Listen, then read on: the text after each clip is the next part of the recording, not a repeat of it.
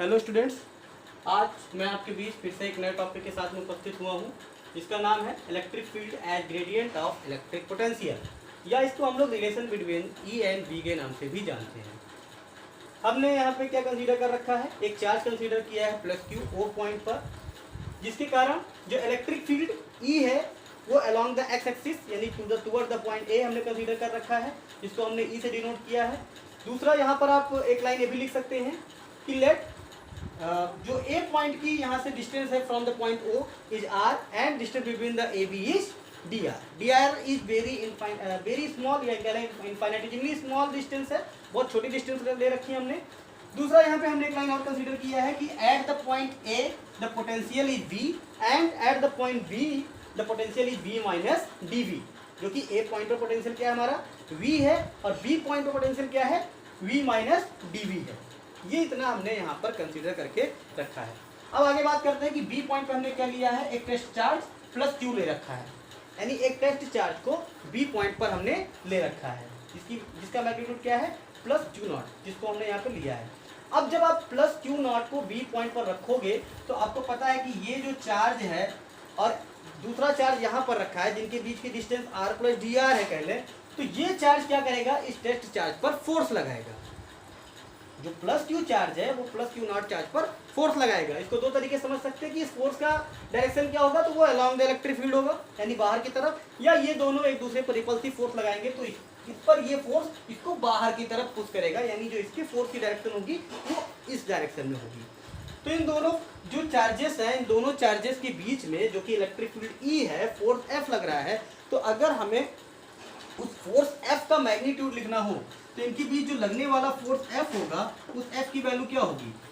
क्योंकि हमने पढ़ रखा है F is equal to Q E. ये आपने इलेक्ट्रिक फील्ड के चैप्टर में फार्मूला पढ़ा होगा कि अगर कहीं पे हमें अगर इलेक्ट्रिक फील्ड पता हो और टेस्ट चार्ज की वैल्यू पता हो तो उसके बीच जो लगने वाला फोर्स एफ होता है वो क्या होता है क्यू ई। यानी ये फोर्स किस पे लग रहा है, टेस्ट चार्ज पे लग रहा है, यानी उसका मैग्नीट्यूड क्यू नॉट और इलेक्ट्रिक फील्ड ई, यानी ये आपका आ गया जो फोर्स इस पर एफ लगने वाला है वो एफ इज इक्वल टू क्या आ गया क्यू नॉट ई। ये मेरे पास फोर्स की वैल्यू आ गई। अब हम क्या कहना चाह रहे हैं कि अगर हम इस टेस्ट चार्ज को B को, यानी जो हमारा टेस्ट चार्ज B पर रखा है, अगर इस टेस्ट चार्ज को B से A डिस्टेंस तक लेकर के आए, यानी कितना स्मॉल डिस्टेंस dr, तो अगर आपको पता है कि इस टेस्ट चार्ज को आप B से A की तरफ लेकर के आओगे तो इस पे फोर्स जो लग रहा है वो अपोजिट डायरेक्शन में यानी उसके बाहर की तरफ लग रहा है और हमको उसके अपोजिट डायरेक्शन में लेकर के आना है। फोर्स इधर लग रहा है और चार्ज को हमको इधर लेकर के आना है। तो जाहिर सी बात है अगर कोई हमें बाहर की तरफ धक्का दे रहा होगा, अगर हमें अंदर आना है तो हमें उसके धक्के के अगेंस्ट कुछ ना कुछ वर्क करना पड़ेगा। तो यहाँ भी जो ये चार्ज है वो इस टेस्ट चार्ज पर फोर्स बाहर की तरफ लगा रहा है, इस डायरेक्शन में लग रहा है, और हम टेस्ट चार्ज को B से A की तरफ यानी उस फोर्स की अपोजिट डायरेक्शन में लेकर के आना चाहते हैं, तो हमें कुछ ना कुछ वर्क डन करना पड़ेगा। तो मान लेते हैं कि जो स्मॉल डिस्टेंस dr है इसके लिए जो वर्क डन करना पड़ता है वो क्या है, स्मॉल वर्क डन dw करना पड़ता है। उस dw की वैल्यू क्या होगी, तो वर्क डन क्या होता है आपने पढ़ रखा है वर्क डन का फार्मूला कि फोर्स इनटू डिस्टेंस। तो यहाँ पर क्या हो जाएगा फोर्स f और डिस्टेंस, क्योंकि dr है वो नेगेटिव डायरेक्शन में है हमारे उसके जो हमने डिस्टेंस इलेक्ट्रिक फील्ड से कहें, तो जो सारी कंसीडर हमने पॉजिटिव एक्स एक्सिस के अलॉन्ग कर रखी है, जो dr है वो क्या है अपोजिट डायरेक्शन में है, तो इसलिए अगर इसको मैग्नीट्यूड के साथ में लिखें तो क्या होगा माइनस dr। तो जो वर्क डन आएगा यहाँ पर जो dw वर्क डन आएगा वो क्या आएगा f इंटू माइनस dr। तो ये आया हमारा स्मॉल वर्क डन। अब यहाँ पे हम f की वैल्यू रख लें, तो f की वैल्यू क्या है क्यू नॉट ई। एफ की वैल्यू क्या है क्यू नॉट ई और साथ में माइनस डी आर। इस क्यू नॉट को यहाँ पे ले आए हैं नीचे, तो D W upon Q naught is equal to E और माइनस डी आर। अब इलेक्ट्रिक पोटेंशियल की डेफिनेशन आपने पढ़ रखी है। इलेक्ट्रिक पोटेंशियल क्या होता है, electric potential V is equal to W upon Q naught, यानी जो इलेक्ट्रिक पोटेंशियल V होता है वो क्या होता है W, यानी जो वर्क डन है, यानी किसी टेस्ट चार्ज को इनफाइनाइट उसकी फील्ड में लाने में जितना वर्क डन करना पड़ता है और उस टेस्ट चार्ज का मैग्नीट्यूड, ये आपका कहलाता है इलेक्ट्रिक पोटेंशियल। तो यहाँ भी हमें क्या दिख रहा है कि work done upon test charge का जो मैग्नीट्यूड है, यानी ये किसके इक्वल होगा, उस 2 पॉइंट, ये अच्छा ये किसके लिए लिखा वर्क डन हमने, ए और बी, यानी बी को हम इनफाइनाइट से यहाँ नहीं लेने आ रहे हैं, ये क्या है जब डब्ल्यू वर्क बी लिख देते हैं हम इनफाइनाइट से लेकर के आते हैं, बट यहाँ पर क्या है हम बी से ए के बी पॉइंट से ए पॉइंट तक लेकर के जा रहे हैं, तो इस बी से ए तक लाने में जितना वर्क डन हुआ है वो डी डब्ल्यू है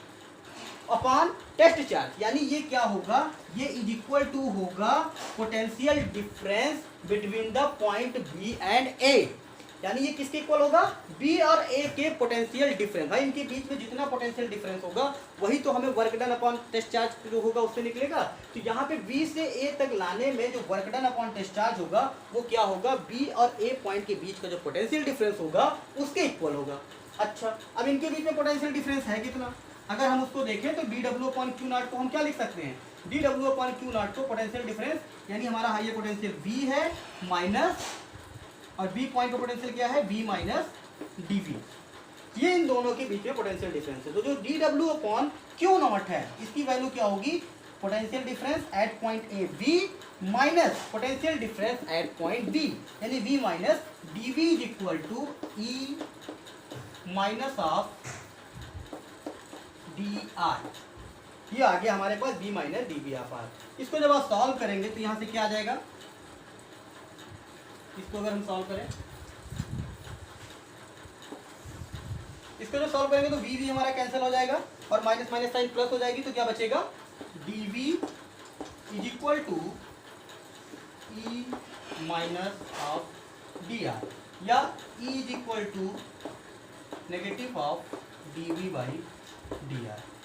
तो यानी यहाँ से हमारे पास क्या आ गया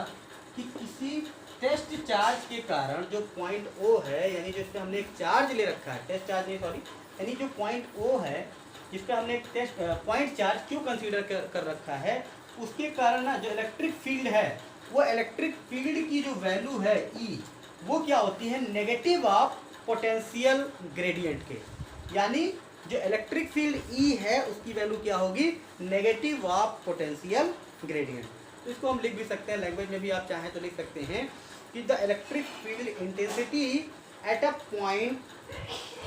in a electric field in a given direction is equal to the negative potential gradient in that direction। ये इसको हम डिफाइन कर सकते हैं, और ये आपका कंप्लीट डेरिवेशन है जो कि relation between E and B के नाम से आपके बोर्ड एग्जाम्स में पूछे जाते हैं। तो आप इसको इस तरह आराम से कर सकते हैं, कोई इतना टफ नहीं है, बस कुछ चीज़ें हैं जैसे E minus B minus D V क्या है।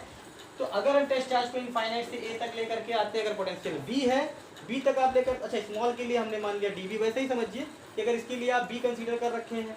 और इसमें स्मॉल के लिए डी बी है, तो चाहे बी प्लस डी बी लिखें इसके लिए, या हम डी बी वाला उसमें से सब्ट्रैक्ट कर दें, यानी बी में से अगर इसको हम स्मॉल डी बी मान लें, इसके लिए स्मॉल पोटेंशियल कितना हमें करना पड़ता है, यानी कितना पोटेंशियल आता है, डी बी आता है इलेक्ट्रिक पोटेंशियल। तो अगर ये टोटल यहाँ से बी है और बी में से अगर डी बी को हटा दे तो हमें ए के लिए मालूम हो जाएगा। तो इसी चीज़ को यहाँ पे लिखा है, यानी बी और बी माइनस डी बी उसी के अकॉर्डिंग लिखा गया है। तो यहाँ पे किसी को कोई कंफ्यूजन नहीं होनी चाहिए। ये आपका कंप्लीट डेरिवेशन है electric field as gradient of electric potential का।